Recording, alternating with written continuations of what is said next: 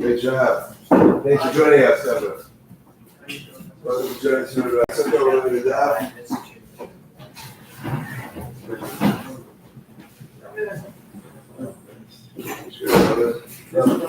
How you doing? What's up? Great.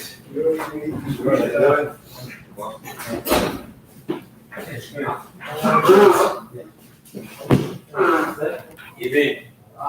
Yes, sir. What can I do for you, sir? Well, I went to class last night? Yeah. Okay. I'm just excited. I'm going to stand right here.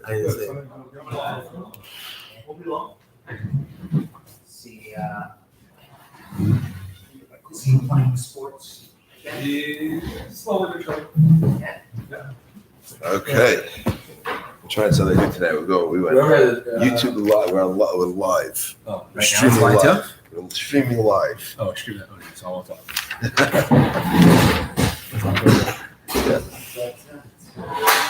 Okay, quick Chazara. Dav Beis.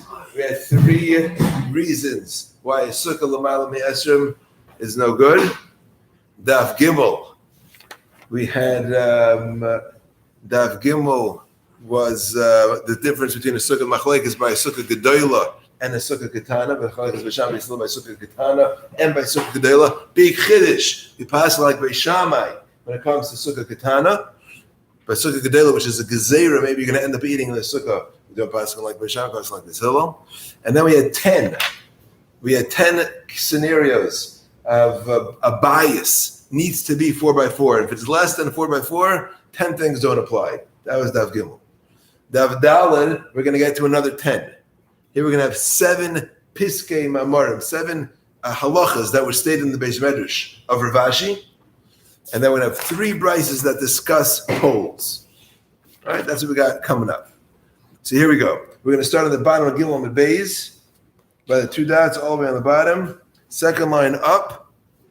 Haisa Gavaya Master. Just take a look at the bottom, second to last line on Rashi, all the way on the bottom. Rashi just points out what we're about to do here. Haisa Gavaya Master. Rashi says, Piskei Shamuais Hain. Shall kol b'nei ha-yeshiva shahayu b'midrasha shall Rav Ashi. Shasidrei ha-Gemara.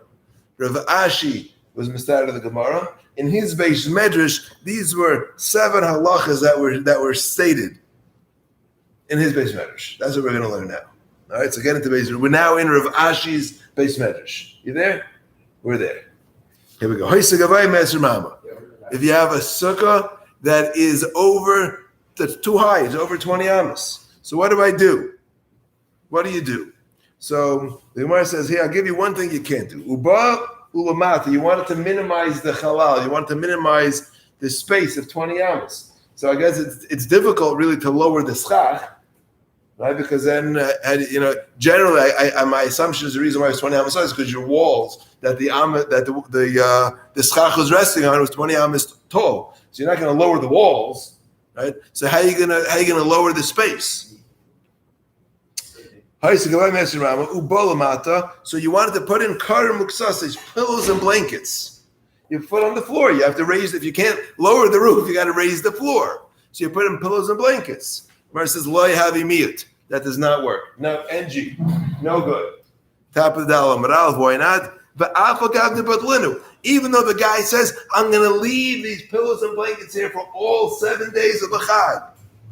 So they're batal. I'm not taking them away. And that would have been the concern that they're not really part of the floor. Says the Gemara, even though you're mabatal l'kulu, Rashi says l'chol shiva for all 7 days, no good. Mishum the batal daitzai eitz l'kol adam, because you can't be that unique, and therefore, being that we assume the assumption most people will not leave their pillows and blankets on the floor outside for an extended period of time. 2 reasons given in the Rishonim. One is because you don't want them to get ruined. Second reason is because you're going to need them. So, being because of that, even though we believe this is what you're doing, a concept called batal daita eitz l'kol adam, and therefore it's not considered a bittul. Now, so what do I do? So the Gemara has 2 other eitzes. Tevin, if you put down grain. Okay, straw. Ubatlai. And you said, Rashi says, bepeh. Ubatlai bepeh. You said that I'm leaving it there for Yantiv. I'm not interested in this. I'm leaving it there for a Gan Yantiv. Then Havimi, that is okay.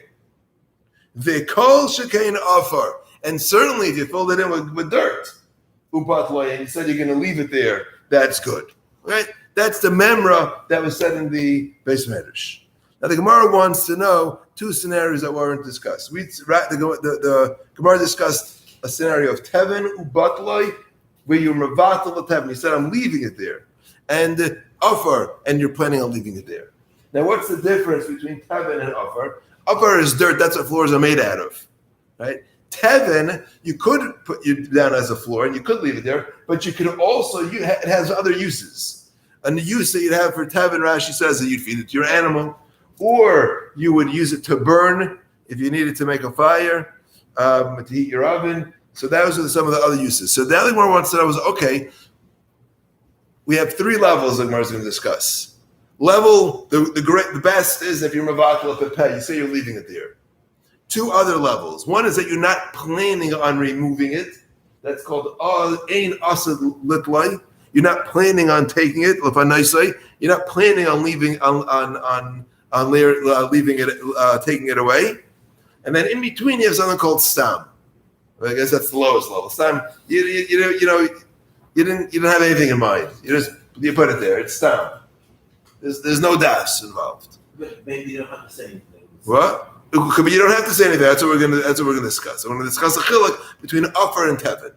Where tevin, being that you could be offer, so there would be an opinion that says stam. Even if you don't have anything in mind, that could be good, and it will be considered a bittul. They consider that it's part of the ground now.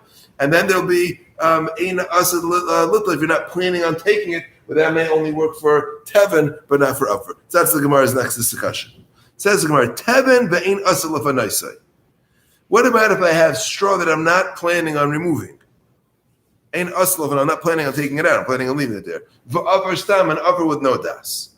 Says the Gemara, that's a machlekes Rabbi Yosi and the Rabbanan.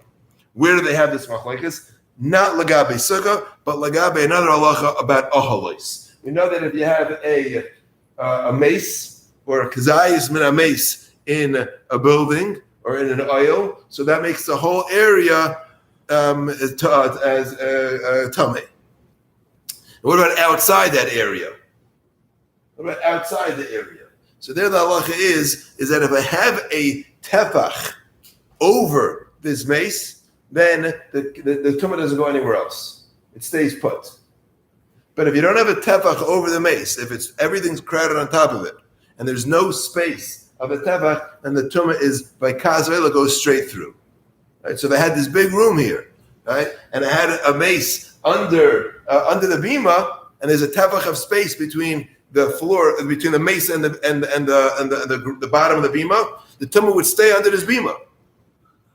But if there wasn't a tefach of space between the corpse and the bottom of the bima, then anything on top of the bima is going to be tamei. Anything in the room is going to become tamei.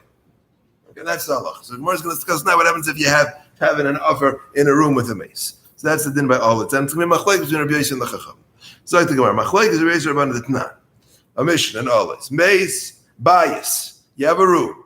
Shemilu tevin that was filled with straw, or with rocks, or Rashi, that's the same thing as offer.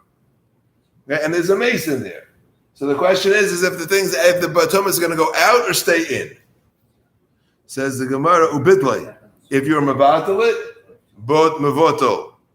If you mevatel, again, Rashi learns that means bepeh. You said you're leaving this stuff here, then it's a bittel, and it is going to be. That means you'll have no oil. That means the tumah. If you have anything on top of this room, the tumah is going to go out. It covers the mace. It covers the mace completely. So you fill up the room with straw over the mace. So now the whole room is filled with straw. So anything that's over on the roof, you can become tamei. If it's considered batal. And anything in the room, it will also be batal. It's also going to become tamei. So what is it not tamei? If the tevin would not be considered part of the room, then I would have an oil here. and therefore the tumor would not go beyond the roof. Right? Again, the halach here we're talking about it's both. You're also right. It's both. The things if the mace is covered and it's completely if there's no oil, so then you're right. The other things in the room will not become tummy, but things outside on the roof will become tummy because the tumor is going to go out. But the tevin is about the oil? If the tevin is about the oil, the tevin makes it as if there's no oil here. So you're right. On the things inside won't become tummy because there's no oil. They're not in the oil hames.